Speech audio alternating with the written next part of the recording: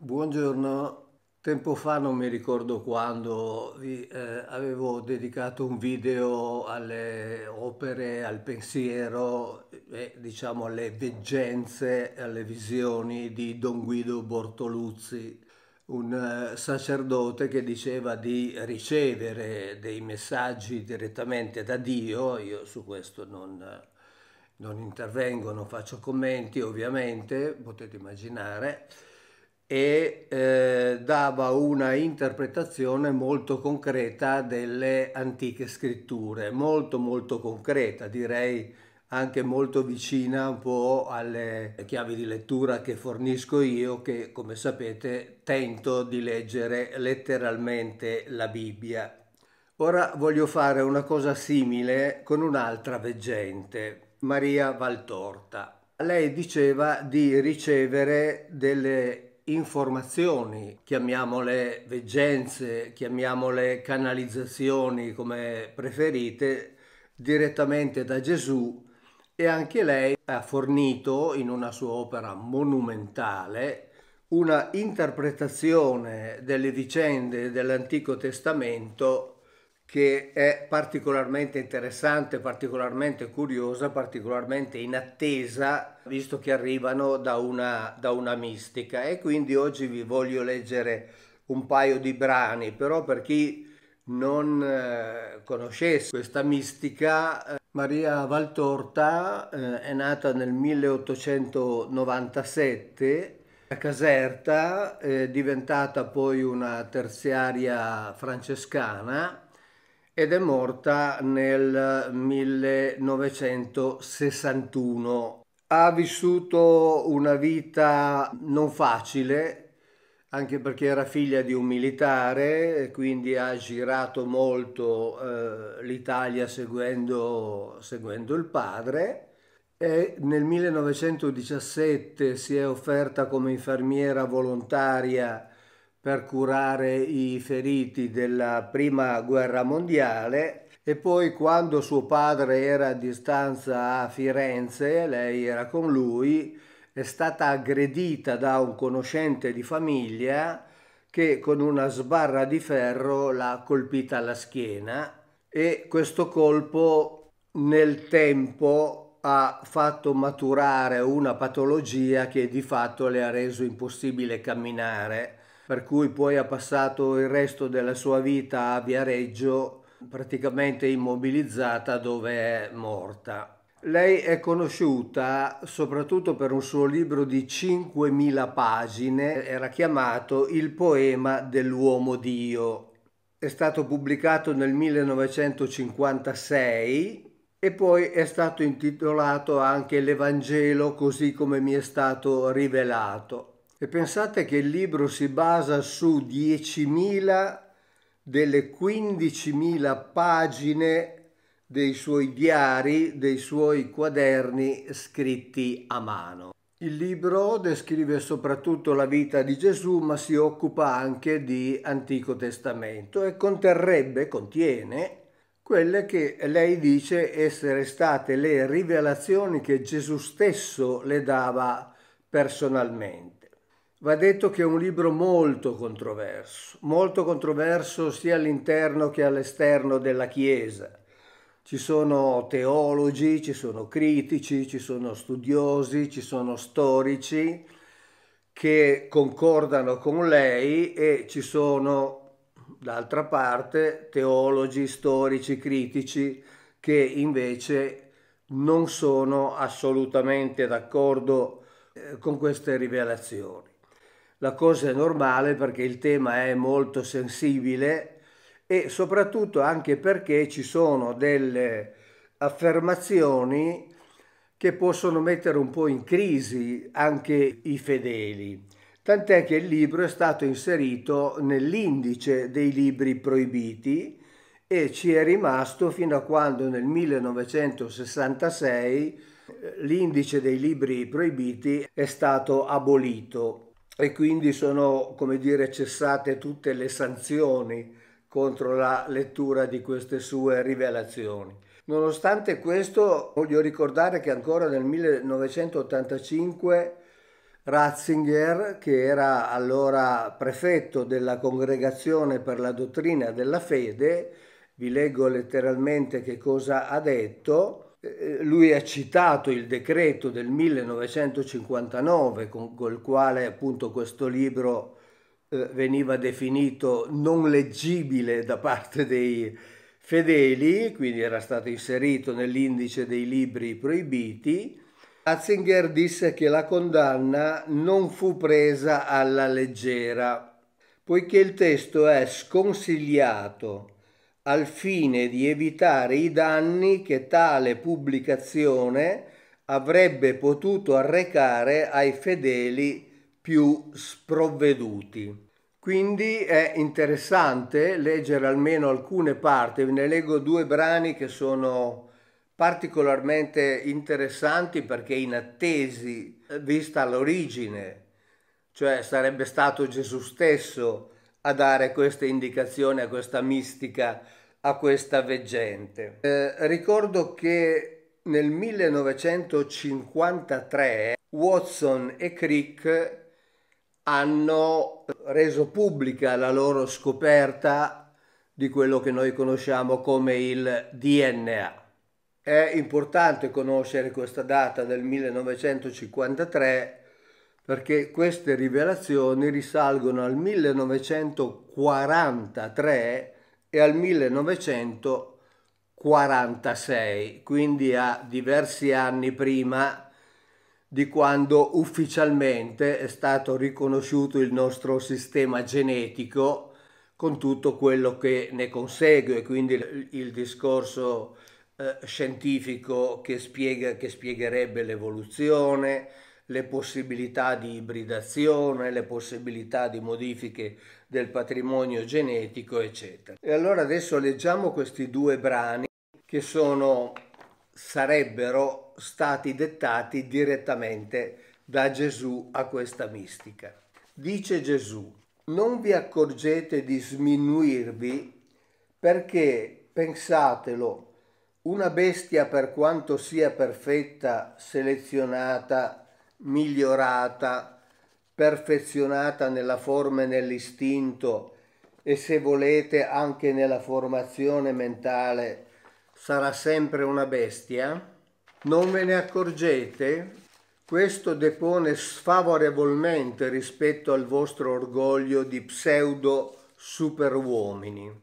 Ma se non ve ne accorgete, non sarò io quello che spreca parole a rendervene accorti e a convertirvi dell'errore.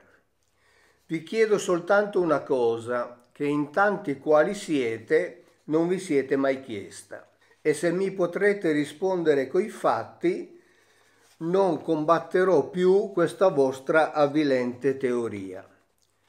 Se l'uomo è il derivato della scimmia, la quale per evoluzione progressiva è divenuta uomo, come mai in tanti anni che sostenete questa teoria non siete mai riusciti, neppure coi perfezionati strumenti e metodi di ora? Ripeto, questa è una rivelazione del 1943, quindi 10 anni prima della ufficiale scoperta del DNA. Come mai in tanti anni che sostenete questa teoria non siete mai riusciti, neppure coi perfezionati strumenti e metodi di ora, a fare di una scimmia un uomo? Potevate di una coppia di scimmie intelligenti prendere i più intelligenti figli e poi i figli intelligenti di questi e così via. Avreste ormai molte generazioni di scimmie selezionate, istruite, curate dal più paziente e tenace e sagace metodo scientifico. Ma avreste sempre delle scimmie. Se mai vi fosse una mutazione, sarebbe questa, che le bestie sarebbero meno forti fisicamente delle prime e più viziose moralmente, poiché con tutti i vostri metodi e strumenti avreste distrutto quella perfezione scimmiesca che il padre, ovviamente lei è una mistica credente, terziaria francescana, che il Padre mio creò per questi quadrumani. Io sostituisco il Padre mio col termine Elohim, così siamo tranquilli e rispettiamo quello che c'è scritto nella Bibbia. Elohim ha creato questa perfezione per questi quadrumani. Un'altra domanda, sempre nel 1943.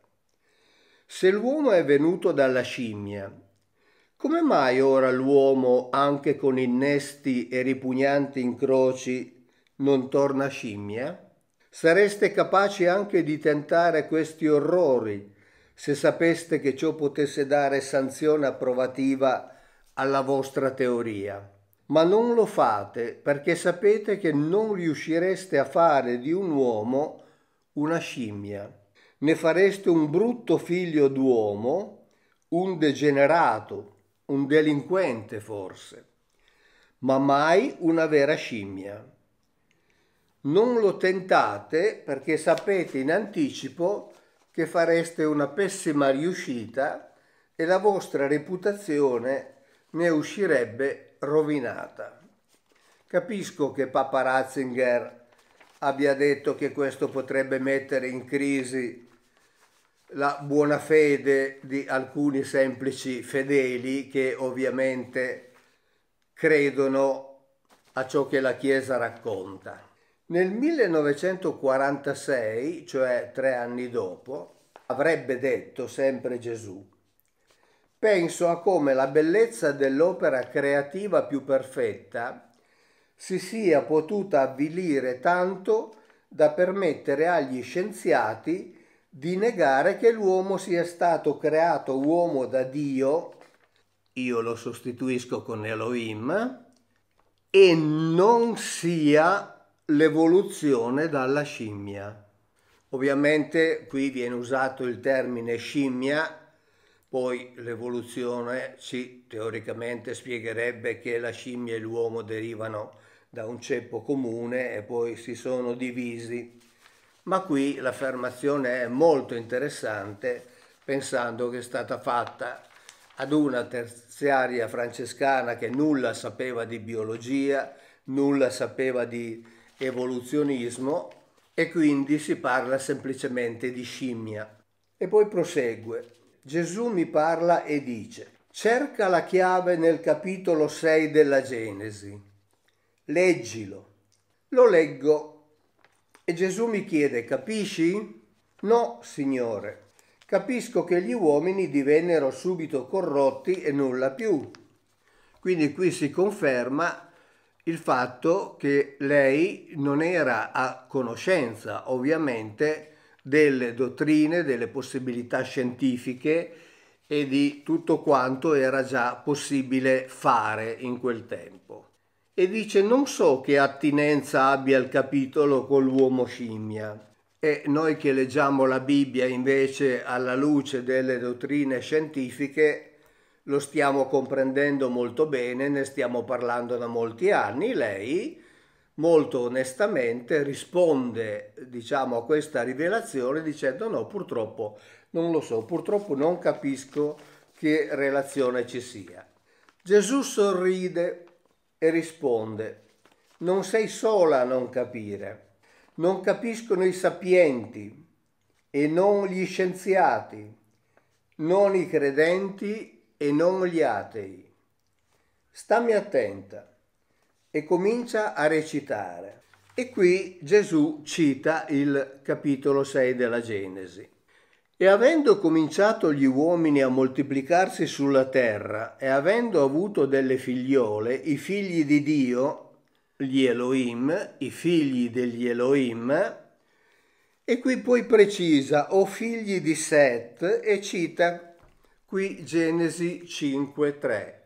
Perché dice o figli di Set? Set era il terzo figlio di Adamo, dopo che Caino aveva ucciso Abele e Caino era stato cacciato, e quindi Set rappresentava la linea pura, quella che ancora conteneva gran parte del DNA degli Elohim e quindi ovviamente potevano essere considerati figli di Dio in quanto Adamo era stato fatto a immagine, o meglio, con l'immagine, con lo Tselem, con l'immagine di Dio. Dice, avendo avuto delle figliole, i figli di Dio videro che le figliole degli uomini erano belle e sposarono quelle che fra tutte loro piacquero. Ora dunque, dopo che i figli di Dio si congiunsero con le figlie degli uomini e queste partorirono, ne vennero fuori quegli uomini potenti, famosi nei secoli. Ricordate che vi ho già letto nella Bibbia che quando parla dei giganti, che secondo il libro etiopico di Enoch sono i figli di queste unioni tra i figli di Dio e le figlie degli uomini, e la Bibbia dice che i giganti sono gli uomini famosi nella storia, e questo corrisponde a racconti dei popoli della terra che parlano dei giganti. Pensiamo soltanto alla cosiddetta mitologia greca. Uso il termine mitologia perché è il termine tradizionale, ma io preferisco, come sapete, chiamarla storia. E dice appunto che ne vennero fuori quegli uomini potenti, famosi nei secoli. Gli uomini che per potenza del loro scheletro colpiscono i vostri scienziati, che ne deducono che al principio dei tempi l'uomo era molto più alto e forte di quanto è attualmente, e dalla struttura del loro cranio deducono che l'uomo derivi dalla scimmia. I soliti errori degli uomini davanti ai misteri del creato. Cioè, gli scienziati pensano che l'uomo derivi dalla scimmia e nel 1946 questa terziaria francescana ci dice che Gesù le rivela questi soliti errori degli uomini davanti ai misteri del creato. Gli errori, dice, degli scienziati che deducono che l'uomo derivi dalla scimmia. È incredibile, per questo che ho voluto leggervelo, perché ovviamente non ci si aspetterebbe assolutamente una rivelazione del genere, ma già quando avevo parlato del libro di Don Guido Bortoluzzi avevo messo in evidenza ciò che contrasta con le dottrine creazioniste della Chiesa, ma Don Guido Bortoluzzi era persona molto preparata sia dal punto di vista biologico, sia dal punto di vista antropologico, dal punto di vista geologico, e poi lui non aveva pubblicato i suoi scritti perché il vescovo gliel'aveva proibito e gli aveva proibito di parlarne in pubblico, tant'è che i suoi scritti, che trovate anche in rete, sono stati pubblicati dopo la sua morte. Continua Gesù: quelli che non erano più figli di Dio, perché col Padre e come il Padre avevano fuggito Dio per accogliere Satana, cioè per accogliere l'avversario, quello che si sarebbe unito con Eva e che secondo leggende ebraiche avrebbe dato origine alla stirpe di Caino, si spinsero a questo illecito degradante ed ebbero mostri per figli e figlie, quei mostri che ora colpiscono i vostri scienziati e li traggono in errore. Poi qui racconta appunto di queste ibridazioni, sia delle ibridazioni tra i figli di Dio e le figlie degli uomini, e sia della unione tra le due stirpi, cioè la stirpe pura di Adamo, quella che poi è derivata attraverso Set, e la stirpe di Caino, che ovviamente vivevano sostanzialmente negli stessi territori e quindi hanno finito poi per incrociarsi. E cita una cosa anche qui molto precisa: quei mostri che per la potenza delle forme, per una selvaggia bellezza e un'ardenza beluina, frutti del connubio fra Caino, che come ho detto poteva essere figlio di Eva, anche perché qui dice frutto del connubio fra Caino e i bruti, e qui leggiamo direttamente un commento scritto dagli esegeti ebrei. Secondo il Midrash, prima che fosse maledetto il serpente, cioè quello che ha tentato Eva e che probabilmente si è unito con Eva, dando origine a questa stirpe, il serpente stava in posizione eretta, aveva degli arti ed era dotato di una determinata facoltà di comunicazione. Quindi questo rettile o questo rettiliano, come si usa dire oggi, si era unito con Eva e aveva dato origine a questa stirpe che può essere definita stirpe di bruti perché non era la stirpe pura, cioè quella voluta dagli Elohim. E poi fa tutto l'elenco dei patriarchi antediluviani e dice: sedussero i figli degli Elohim, ossia i discendenti di Set per Enos. Sappiamo che Set ebbe un figlio che chiamò Enos, e questo è nella Bibbia, nel capitolo quinto, dice: Adamo aveva 130 anni quando generò un figlio a sua immagine, secondo la sua somiglianza, e lo chiamò Set. Qui c'è una considerazione da fare. L'espressione usata dalla Bibbia qui, Adamo formò un figlio a sua immagine e somiglianza, è la stessa che viene usata quando si dice che gli Elohim hanno fabbricato Adamo a loro somiglianza e con la loro immagine. Quindi probabilmente nella fabbricazione di Set c'è stato un qualche intervento particolare, perché già abbiamo detto che probabilmente si praticava l'ingegneria genetica e gli stessi esegeti ebrei riconoscono che a quei tempi si conosceva l'ingegneria genetica, si conoscevano le tecniche per utilizzare il DNA. Ho ricordato più volte ad esempio il professor Safran della Università Ebraica di Gerusalemme, il quale dice che la clonazione era conosciuta dalla Bibbia almeno 4000 anni fa. Set aveva 105 anni quando generò Enosh.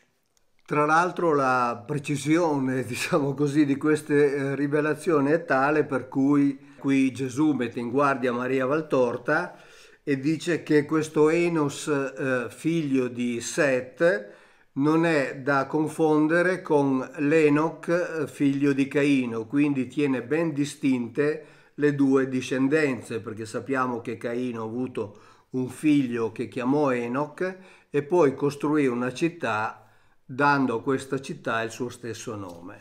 E la cosa interessante è che sempre la Bibbia, quella tradizionale, quella che avete in casa, al tempo di Enosh si cominciò a invocare il nome di Yahweh.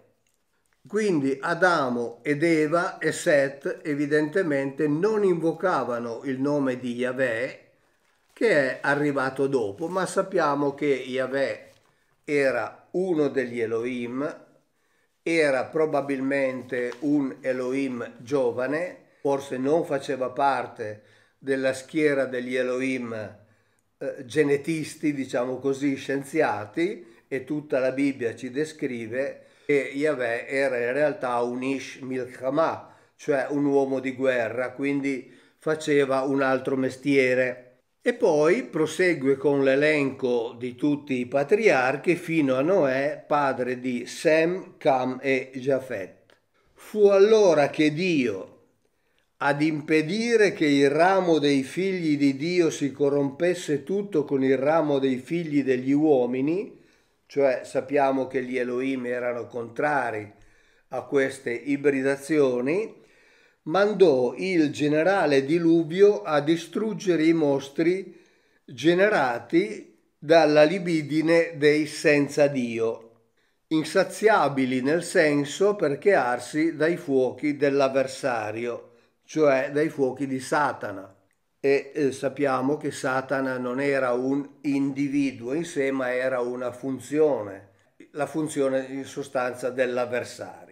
E poi prosegue dicendo ancora, siamo nel 1946, lo ricordo, e l'uomo attuale farnetica sulle linee somatiche e sugli angoli zigomatici e non volendo ammettere un creatore, cioè non volendo ammettere in questo caso noi che leggiamo la Bibbia letteralmente definiamo Elohim, perché è troppo superbo per poter riconoscere di essere stato fatto, ammette la discendenza dai bruti, per potersi dire noi da soli ci siamo evoluti da animali a uomini. Quindi qui ci dice che noi non ci siamo evoluti da soli da animali a uomini, ma c'è stato l'intervento di qualcuno. Cioè c'erano gli animali, abbiamo visto prima, c'erano le scimmie e poi c'è stato l'intervento di qualcuno che ha fatto sì che arrivasse, noi diremmo ora, l'Homo sapiens. Scrivilo questo dettato nel libro. Più ampiamente avrei trattato l'argomento, come ti avevo detto nel luogo del tuo esilio, a controbattere le teorie colpevoli di troppi pseudosapienti. Avrei svelato grandi misteri perché l'uomo sapesse ora che i tempi sono maturi. E sentite cosa dice? Non è più il tempo da accontentare le folle con le favolette. Sotto le antiche storie sono le verità chiave a tutti i misteri dell'universo. E questa pagina mostrala senza darla a quelli che tu sai. Sarà aiuto contro i resti di una pseudoscienza che atrofizza il cuore, agli altri aiuto alla loro spiritualità, cioè a coloro che fanno una ricerca spirituale anche volendo al di fuori, dico io questo ovviamente, non lo dice Gesù chiaramente, al di fuori di quelli che sono i cosiddetti libri sacri, perché come vediamo da tanti anni i cosiddetti libri sacri non parlano di Dio. Ecco, queste sono parole che sono state scritte nel 1900, dettate nel 1943-1946, sono state discusse. Gli scienziati continuano chi a sostenere, chi a criticare il libro fino ad oggi e si tengono addirittura conferenze annuali sugli aspetti scientifici e teologici degli scritti di Maria Valtorta. Sono state inserite, voi lo capite bene, nell'indice dei libri proibiti. Quando l'indice è stato cancellato, ovviamente anche queste pagine si sono liberate, ma ancora nel 1985 Ratzinger si rendeva conto della, chiamiamola pure, pericolosità di certe informazioni che avrebbero potuto distogliere i credenti da quelle che erano le loro convinzioni. Ho voluto leggervi questo soprattutto in relazione alle date nelle quali tutto questo sarebbe stato rivelato a questa terziaria francescana, cioè Maria Valtorta. E quindi ognuno faccia i suoi ragionamenti. Io ovviamente non mi metto a discutere sul fatto che queste rivelazioni derivassero da Gesù o meno, non ne ho gli strumenti, non ne ho neanche l'intenzione. Che conta per me è che questo è stato scritto, questo lei aveva in mente, questo lei o ha ricevuto o ha canalizzato o aveva elaborato per conto suo, ma tutto questo è estremamente moderno ed è estremamente coerente con quanto noi stiamo dicendo da parecchi anni. Ciao, grazie e alla prossima.